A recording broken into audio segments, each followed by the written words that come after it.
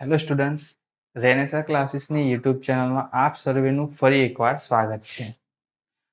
Last વિડીયોમાં આપણે જોઈ ગયા હતા કે ધોરણ 10ના ચેપ્ટર 1 વાસ્તવિક સંખ્યાઓની બેઝિક્સ વિશે આપણે વાત કરી હતી, તેમજ અંકગણિતનું મૂળભૂત પ્રમેય 1.1 વિશે પણ આપણે ચર્ચા કરી હતી.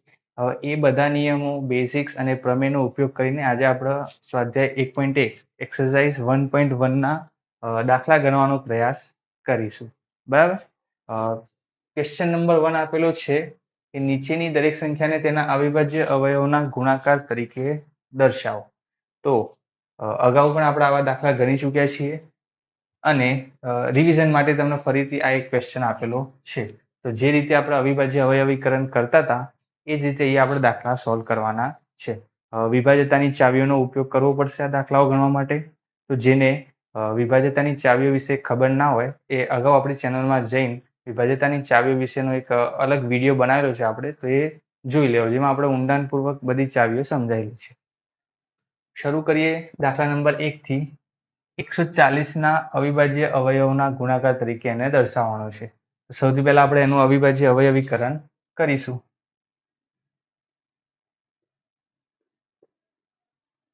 છેલ્લો અંક જોઈશું. આમાં આપણે દરેક સંખ્યા જે વાપરીએ એ અવિભાજ્ય હોવી જોઈએ. તો અવિભાજ્ય સંખ્યાઓ કઈ કઈ હશે? 2, 3, 5, 7, 11, 13.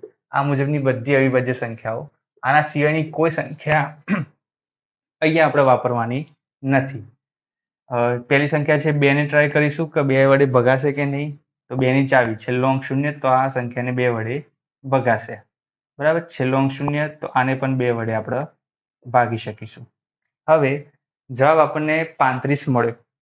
તો હવે 2 ની ચાવી વપરાશે નહીં, કેમ કે છેલ્લો અંક બેકી નથી. 3 હવે નેક્સ્ટ અવિભાજ્ય સંખ્યા કઈ છે? તો 3 છે. તો 3 ની ચાવી વાપરી જોઈએ. તો 5 + 3 એટલે કે 8 થશે. તો 3 ની ચાવી પણ વપરાશે નહીં. તો સીધી હવે લગાવવી પડશે આપણે 5 ની ચાવી. 5 ની ચાવી આમાં લાગશે. છેલ્લો અંક 5 છે, તો 7 જવાબ આવશે. 7 અવિભાજ્ય સંખ્યા છે, તો એને બીજી કોઈ સંખ્યા વડે ભગાશે નહીં, તો સીધા એને 7 વડે ભાગી દેવાના. હવે 140ને આ બધી સંખ્યાઓના ગુણાકાર તરીકે દર્શાવી દેવાનો.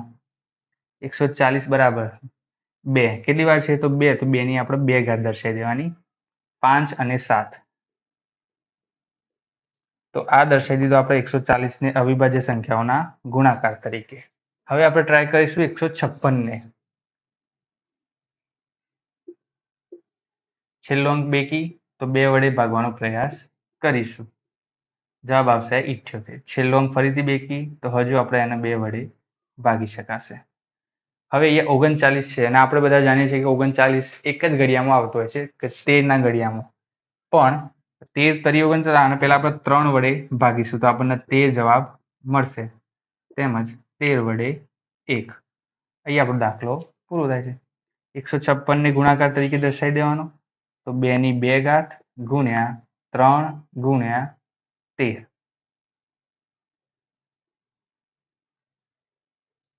હવે નેક્સ્ટ છે 3825. આમાં છેલ્લો અંક બેકી આપેલો નથી, તો આપણે એના અંકોનો સરવાળો કરીએ. તો 5 ને 2 7, 8 15 અને 3 18. તો આ સંખ્યાને આપણે 3 વડે ભાગી શકીશું.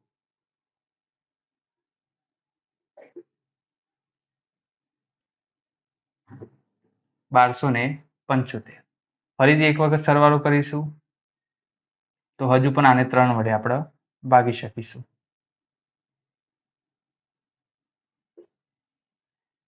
હવે 5 ને 2 7 ને 4 11. એટલે હવે આ સંખ્યાને 3 વડે ભગાશે નહીં.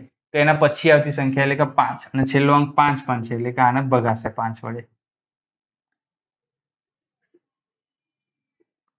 ફરી એકવાર 5 વડે 17 મળે. 17 કેવી સંખ્યા છે? અવિભાજ્ય સંખ્યા છે. તો 17ને ડાયરેક્ટ આપણે 17 વડે ભાગી દઈશું.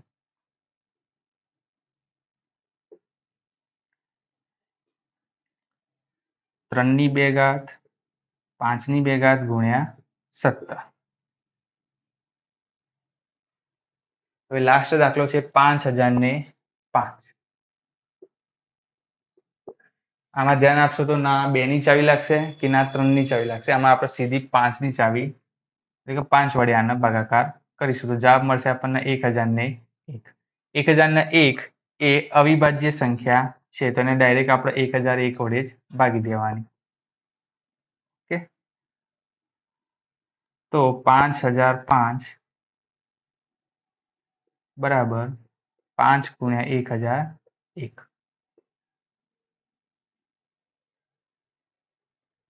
હવે આપણે જોઈશું દાખલા નંબર 2, ક્વેશ્ચન નંબર 2, જે કહેવામાં આવે નીચે આપેલા પૂર્ણાંકોની જોડીના ગુસા અને લસા શોધો અને ગુસા ગુણ્યા લસા બરાબર બંને પૂર્ણાંકોનો ગુણાકાર થાય છે તેમ ચકાસો. એટલે કે આપણે જે બે સંખ્યાઓ માટેનો ફોર્મ્યુલા જોયો હતો એ ફોર્મ્યુલા અહીંયા વાપરી શકાય છે કે નહીં એ તમારે ચેક કરવાનું છે.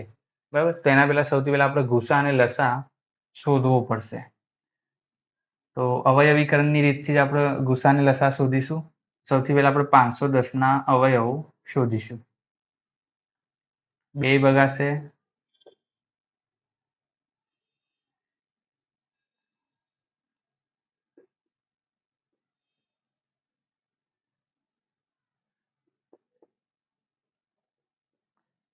17 અવિભાજ્ય એટલે 17 વડે એના ભાગી દેવા પડશે. એ જ રીતે 92 ને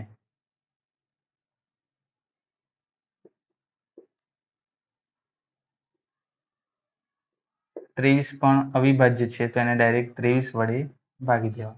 બરાબર, હવે અહીંયા હું લખીશ 510 ને ગુણાકાર તરીકે દર્શાવીશ તો 2 ગુણ્યા 3 ગુણ્યા 5 ગુણ્યા 17 બધાની એક એક ઘાત લખી દઈશું આપણે. બરાબર, એ ગુસાને લસા શોધવાનું છે તો ઘાતની જરૂર પડશે.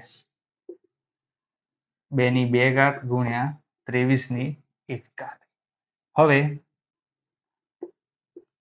ગુસા અને લસા. ગુસા માટે સામાન્ય અવયવ જોતા હતા આપણે. બરાબર, તો એ સામાન્ય અવયવ કયો છે તો 2 અને ગુસા માટે સૌથી નાનામાં નાની ઘાત લેવાની એટલે કે જવાબ આવશે 2. લસા માટે તમારે બધા અવયવો વાપરવાના. તો એ કયા કયા અવયવ છે 2, 3, 5, 17 અને 23 બધે બધા વાપરી દેવાના.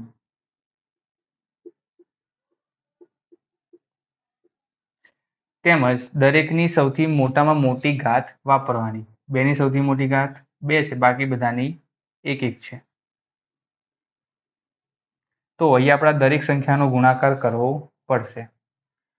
2 નો વર્ગ એટલે કે 4, 4 × 12, 60 ગુણ્યા 17 એટલે કે આ થશે 17 × 102.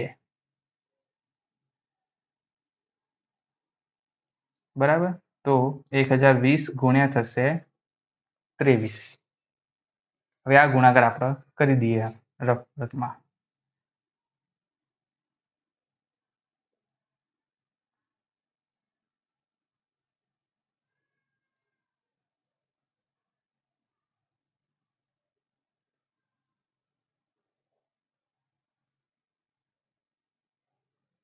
ત્રેવીસ 460 આ થઈ ગયો લસા અને 2 મળશે આપણને ગુસા. બરાબર, હવે આપણે અહીંયા ફોર્મ્યુલા કામ કરે છે કે નહીં એ ચેક કરવાનું છે. બરાબર, તો ગુસા ગુણ્યા લસા સૌથી પહેલા ફોર્મ્યુલા આપણે લખી દઈએ. ગુસા ગુણ્યા લસા બરાબર આ બંને સંખ્યાઓનો ગુણાકાર. એ ગુણાકાર કરવાની જરૂર છે નહીં. જો આપણે લસાને પહેલા આ રીતે લખી દઈએ અને ગુસાને પણ ઘાત રીતે લખી દઈએ તો 2 ની 1 ઘાત એટલે કે ગુસા તેમજ 2 ની 2 ઘાત 3 ની 1 ઘાત 5 ની 1 ઘાત 17 ની 1 ઘાત તેમજ 23 ની 1 ઘાત. અને અહીંયા 510 અને 92 ના બધા જ અવયવો આપણે લખી દઈએ આ રીતે જ. 2 ની 1 ઘાત 3 ની 1 ઘાત ગુણ્યા 92 ના અવયવ 2 ની 2 ઘાત અને 23 ની 1 ઘાત. હવે તમે બંને બાજુ જોશો તો એ ક્રમ જો આપણે અવગણીએ તો બંને સાઈડ કેવી છે એકદમ સરખી છે. 23 ની 1 ઘાત, 23 ની 1 ઘાત 2 નો વર્ગ, 2 નો વર્ગ 2 ની 1 ઘાત, 2 ની 1 ઘાત 3, 5 અને 17, 3, 5 અને 17 બધી સંખ્યાઓ જે પેલી બાજુ છે એટલી ને એટલી આ બાજુ છે. તો આ ફોર્મ્યુલા અહીંયા કામ કરી રહ્યો છે, એટલે કે સાચો છે. બરાબર. તો એ જ રીતે હવે આપણે બીજો દાખલો ગણીશું, જેમાં 336 અને 54 નું અવયવીકરણ આપણે કરવાનું છે. તો 336 ના અવયવીકરણ માટે છેલ્લો અંક 6 યાની 2 થી વડે એને ભગાશે. તો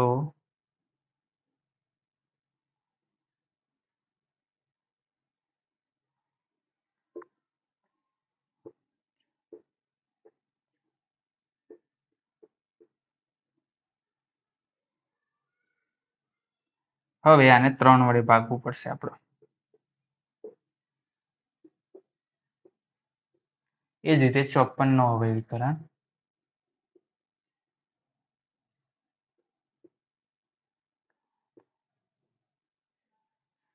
બંનેના અવયવ આપણે લખી દઈશું. 336 બરાબર 1, 2, 3 અને 4, એટલે કે 2 ની 4 ઘાત ગુણ્યા 3 ની 1 ઘાત ગુણ્યા 7 ની 1 ઘાત. એ જ રીતે 54 બરાબર 2 ની 1 ઘાત ગુણ્યા 3 ની 3 ઘાત. ઓકે.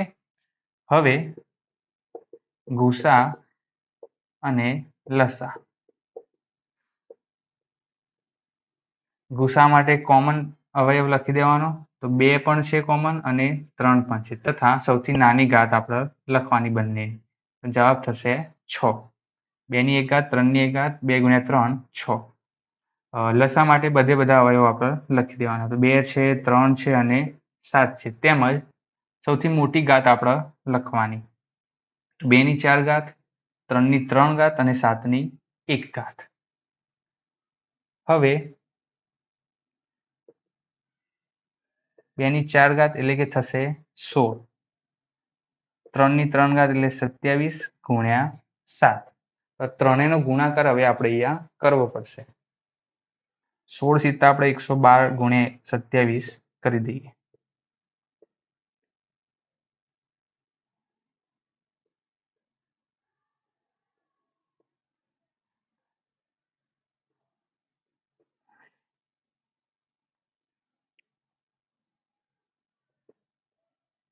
લસા કેટલો આવ્યો? 3024. ઓકે. તો અહીંયા ગુસા મળી ગયો અને લસા પણ આપણને મળી ગયો.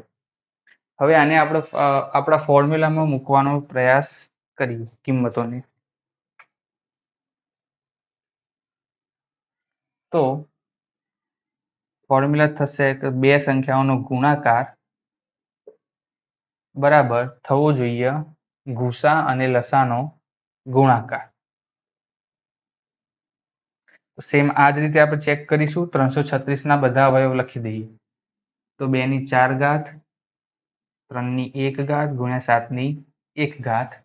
54 ના લખી દઈશું 2 ની 1 ઘાત ગુણ્યા 3 ની 3 ઘાત. 6 ને આપણે કઈ રીતે દર્શાવ્યો હતો? તો 2 ની 1 ઘાત ગુણ્યા 3 ની 1 ઘાત. તેમજ લસા માટે આપણે વાપર્યું હતું 2 ની 4 ઘાત, 3 ની 3 ઘાત અને 7 ની 1 ઘાત. તો બંને તરફ જોશો તો સેમ સંખ્યાઓ તમને મળશે. બરાબર. જે સંખ્યાઓ આ બાજુ છે એના એ સંખ્યાઓ પેલી બાજુ છે સેમ ઘાત સાથે. તો એનો મતલબ કે બંને બાજુ કેવી થઈ? સમાન થઈ. તો અહીંયા આ ફોર્મ્યુલા બંને દાખલામાં કામ કરે છે. આપણે અગાઉના એક દાખલામાં જેમ જોયું હતું કે જો બે સંખ્યાઓ આપેલી હોય ગુસા અને લસા માટે, આ ફોર્મ્યુલા તો 100% કામ કરશે. પણ જો 2 ની જગ્યાએ 3 સંખ્યાઓ આપેલી હોય તો આ ફોર્મ્યુલા કામમાં આવશે નહીં. મતલબ મોટા ભાગે કામમાં આવશે નહીં. તો એ વસ્તુનું આપણે ધ્યાન રાખીશું. હવે પ્રશ્ન નંબર 3. નીચે આપેલા પૂર્ણાંકોના અવિભાજ્ય અવયવની રીતે ગુસા અને લસા શોધો. તો આ પણ એક ઈઝી પ્રકારના દાખલા છે, તે આપણે જોઈએ. બરાબર. બીજો દાખલો છે 17, 23 અને 29. તો અહીંયા આપેલ તમામ સંખ્યા 17, 23 અને 29 ત્રણેય સંખ્યા કેવી છે?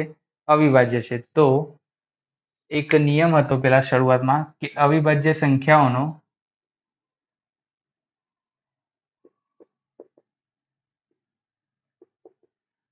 ગુસા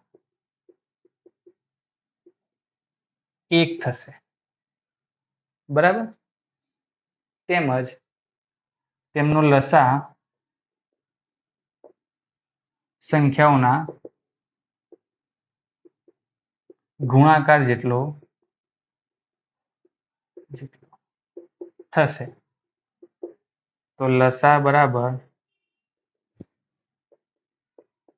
17 ગુણ્યા 23 ગુણ્યા 29. તો આ ત્રણેયનો ગુણાકાર આપણે એ કરીશું.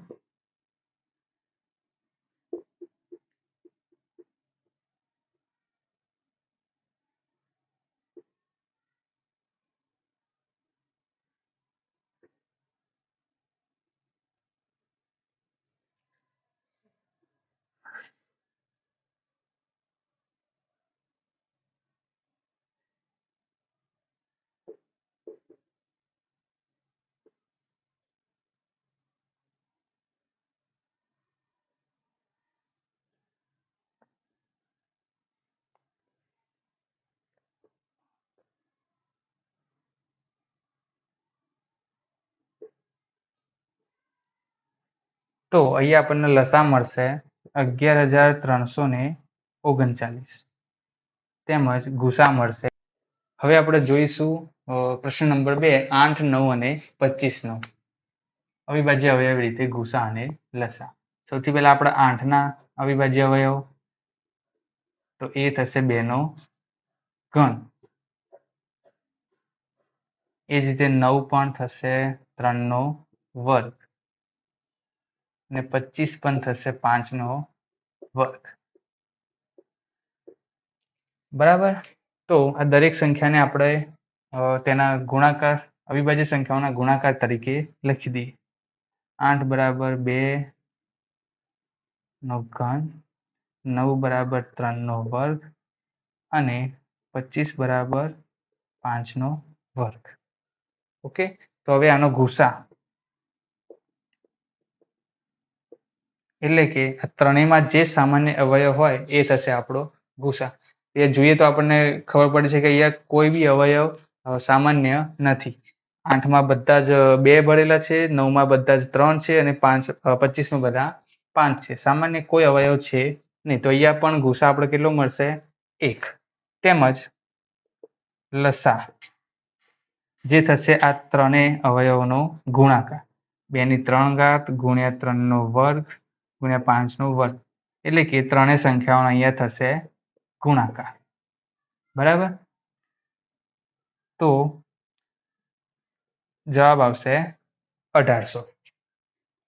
હવે આપણે જોઈશું પ્રશ્ન નંબર 4. જો 306 અને 657 નો ગુસા 9 આપેલ હોય તો 306 અને 657 નો લસા શોધો. તો અહીંયા આપણને બે સંખ્યાઓ આપેલી છે તેમજ ગુસા આપી દીધેલો છે અને એના ઉપરથી આપણે લસા શોધવાનો કીધેલો છે. તો એ આપણે સિમ્પલી બે સંખ્યાઓ આપેલી હોય અને એનો ગુસા લસા આપણે શોધવાનું હોય તો આપણે પેલું ફોર્મ્યુલામાં વાપરી શકીશું. કેમ કે અહીંયા ગુસા આપેલો છે તેમજ બંને સંખ્યા આપેલી છે, ફક્ત આપણે ફોર્મ્યુલામાં લસા શોધવાનો રહેશે. તો એ ફોર્મ્યુલા ઉપરથી આ દાખલો ગણવાનો ટ્રાય કરીએ આપણે. ફોર્મ્યુલા શું થશે? ગુસા 306 657 ગુણ્યા લસા 306 657 બરાબર 306 અને 657 નો ગુણાકાર. અહીંયા આપણને ગુસા તો એને આપી દીધેલો છે, બરાબર. 9 ગુણ્યા લસા 306 ગુણ્યા 657 બરાબર 306 ગુણ્યા 657. 9 ને જો આપણે બીજી બાજુ મોકલીએ તો એ જશે ભાગાકારમાં.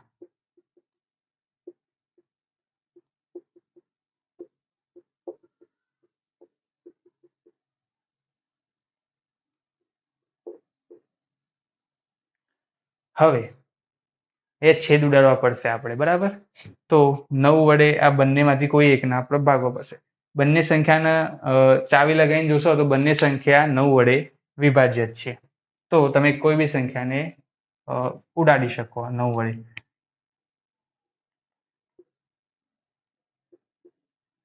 તો ઉપર વધ્યા 34. 34 ગુણ્યા 657. આ બંને સંખ્યાનો ગુણાકાર કરીશું તો આપણને લસા મળી જશે.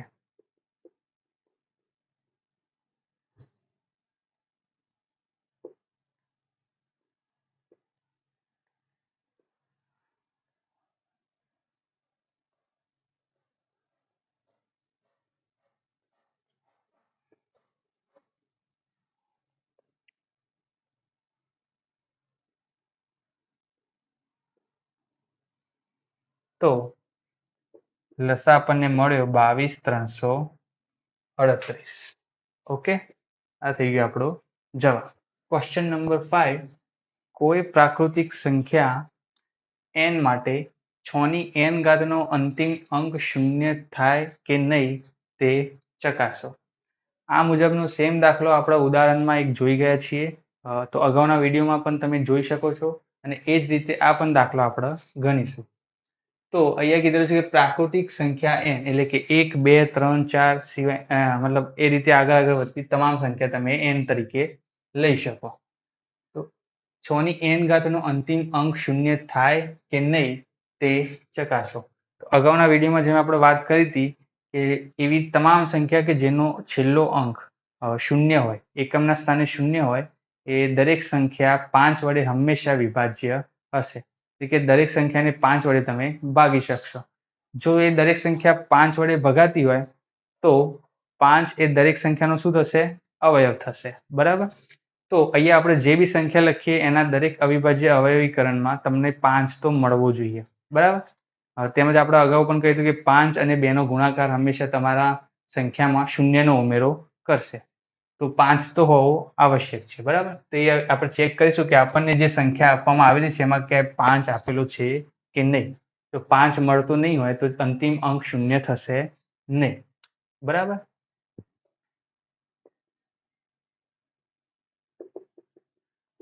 અંતિમ અંક શૂન્ય ધરાવતી દરેક સંખ્યા 5 વડે વિભાજ્ય હોય છે. આથી તેવી તમામ સંખ્યા 5 ને અવયવ 5 અવયવ ધરાવતી 5 ને અવયવ તરીકે ધરાવતી હશે.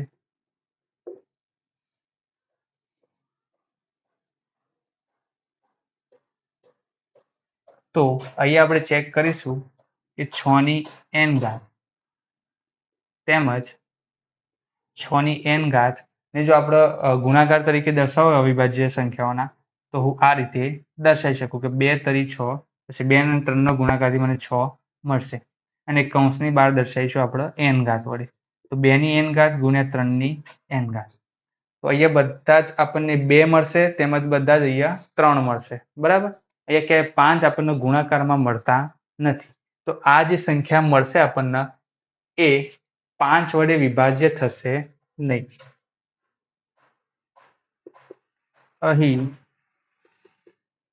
ગુણાકારમાં 5 અવયવ તરીકે મળતા નથી. માટે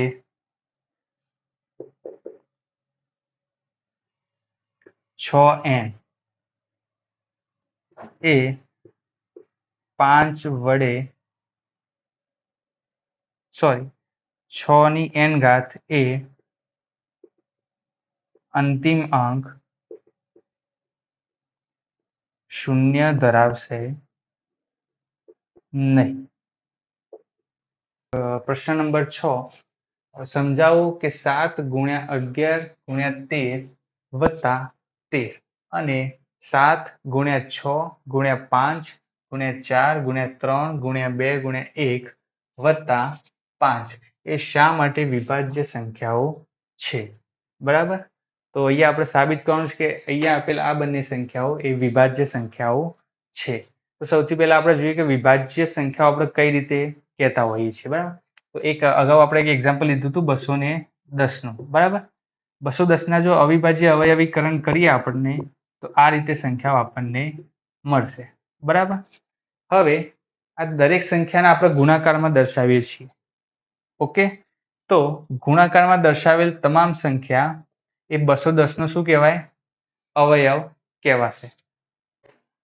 તો પહેલું પદ છે 7 ગુણ્યા 11 ગુણ્યા 13 વત્તા 13. આ સંખ્યાની અંદર તમને બે પદ મળશે. સરવાળો હશે તો એ સરવાળો આપણી સંખ્યાને બે પદમાં વિભાજન કરશે. તો એક આ પદ અને આ પદ, બંને પદમાંથી 13 સામાન્ય નીકળશે, બરાબર. તો 13 ને જો હું સામાન્ય નીકાળું તો પહેલા પદમાંથી 7 અને 11 વધશે, તેમજ બીજા પદમાંથી 13 નીકાળી દઈશ તો 1 વધશે. તો અહીંયા 13 સામાન્ય નીકળશે. તો આ ગુણાકાર સરવાળા બાદ જે સંખ્યા મળશે એ સંખ્યા 13 વડે કેવી હશે? વિભાજ્ય હશે. આ રીતે જો સંખ્યા કોમન નીકળતી હશે તો આપણને એક અવયવ ફાઇનલ થશે, અને એક અવયવ મળતો હોય આપણને એનો મતલબ કે સંખ્યા કેવી હશે? વિભાજ્ય હશે. તો અહીંયા આપણે લખી શકીએ કે 7 ગુણ્યા 11 ગુણ્યા 13 વત્તા 13 માંથી 13 ને સામાન્ય લેતા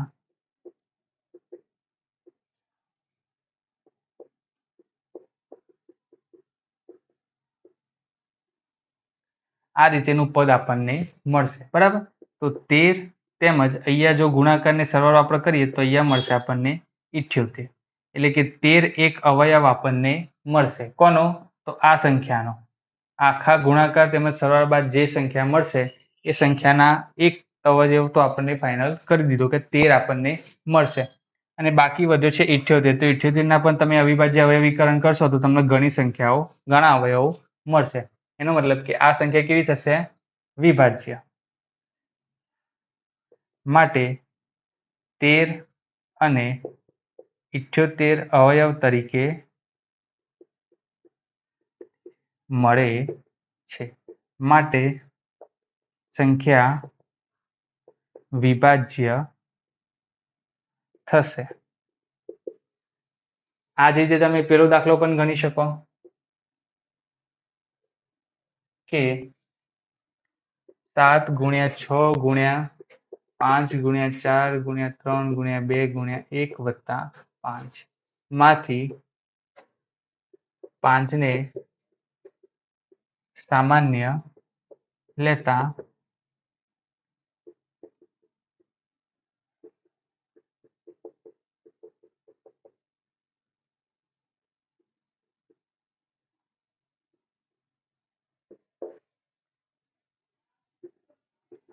તો અહીંયા 5 તેમજ જે સંખ્યા મળતી હોય, બરાબર. અહીંયા આપણે સંખ્યા લખવાની જરૂર નથી. માટે 5 અને 7 ગુણ્યા 6 ગુણ્યા 4 ગુણ્યા 3 ગુણ્યા 2 વત્તા 1 આ બંને અવયવ તરીકે મળે છે. માટે આપેલ સંખ્યા વિભાજ્ય થશે, બરાબર. જો અવયવ મળતો હોય આપણને તો સંખ્યા કેવી હશે? હંમેશા. એક્સરસાઇઝ 1.1 નો લાસ્ટ ક્વેશ્ચન નંબર 7. એક રમતના મેદાનમાં વર્તુળાકાર માર્ગ છે. સોનિયાને તેનું પરિભ્રમણ પૂર્ણ કરતા 18 મિનિટ લાગે છે, જ્યારે રવિને તેનું એક પરિભ્રમણ પૂર્ણ કરતા 12 મિનિટ લાગે છે. ધારો કે બંને એક જ સમયે એક જ બિંદુએથી એક જ દિશામાં પરિભ્રમણ કરવાનું પ્રારંભ કરે છે, તો કેટલી મિનિટ બાદ બંને ફરી પ્રારંભ બિંદુ પર ભેગા થાય? બરાબર. તો અહીંયા આપણે આકૃતિથી પહેલા સમજવાનો પ્રયાસ કરીએ. સૌથી પહેલા ધારો કે એક વર્તુળાકાર મેદાન વર્તુળાકાર માર્ગ આપેલો છે અને અહીંયા આપણે છે સ્ટાર્ટિંગ લાઈન. ઓકે, અહીંયાથી આ દિશામાં દોડવાનું બંને સ્ટાર્ટ કરે છે. સોનિયાને એક પરિભ્રમણ પૂર્ણ કરતા કેટલો સમય લાગે છે? તો 18 મિનિટ લાગે છે, બરાબર. તો આપણે જો સોનિયાનું ટાઈમિંગ ગણીએ તો એક રાઉન્ડ પૂર્ણ કરશે તો 18 મિનિટે સૌથી પહેલા શૂન્યથી શરૂ કરશે, બરાબર. પછી એક રાઉન્ડ પૂર્ણ કરશે તો 18 મિનિટ થઈ ગઈ હશે. ફરીથી એક રાઉન્ડ પૂર્ણ કરશે તો કેટલી મિનિટ થઈ હશે? 36 મિનિટ. ઓકે. તો એ જ રીતે હવે રવિનો આપણે ટાઈમિંગ જોઈએ. તો રવિ એક પરિભ્રમણ પૂર્ણ કરતા કેટલી મિનિટ લગાડે છે? તો 12 મિનિટ. હવે તે શૂન્યથી પહેલા સ્ટાર્ટિંગ લાઈનથી શરૂ કરશે. શૂન્ય ઉપર આ બંને એક સાથે સ્ટાર્ટ કરશે. ઓકે. શૂન્ય પણ દોડવાનું સ્ટાર્ટ કરશે અને રવિ પણ. રવિ એક રાઉન્ડ પૂર્ણ કરશે તો એને કેટલી મિનિટ લાગશે? 12 મિનિટ લાગશે. પછી બીજું રાઉન્ડ પૂર્ણ કરશે તો એને લાગશે 24 મિનિટ અને ત્રીજું રાઉન્ડ પૂર્ણ કરશે તો એને લાગશે 36 મિનિટ. એટલે કે અહીંયા 36 મિનિટના અંતે બંને ફરીથી ભેગા થશે, બરાબર. તો અહીંયા જવાબ મળશે આપણને 36. હવે આ જે આપણે ગણતરી શોધી રહ્યા છે એને જ આપણે ગણિતની ભાષામાં લસા કહીએ છીએ. તો આ દાખલાને જો આપણે લખવો હોય તો આ રીતે આપણે લખી શકીએ કે સોનિયાને પરિભ્રમણ પૂર્ણ કરતા લાગતો સમય બરાબર 18 મિનિટ. તે જ રીતે રવિને પરિભ્રમણ પૂર્ણ કરતા લાગતો સમય બરાબર 12. હવે 18 અને 12 નો લસા કેટલો થશે? તો 36. એનો મતલબ કે 36 મિનિટ પછી, પછી નહીં, 36 મિનિટે સોનિયા અને રવિ પ્રારંભ બિંદુ પર ભેગા થશે, અથવા તો લખી શકાય પ્રારંભ બિંદુ પર ફરીથી ભેગા થશે. ઓકે.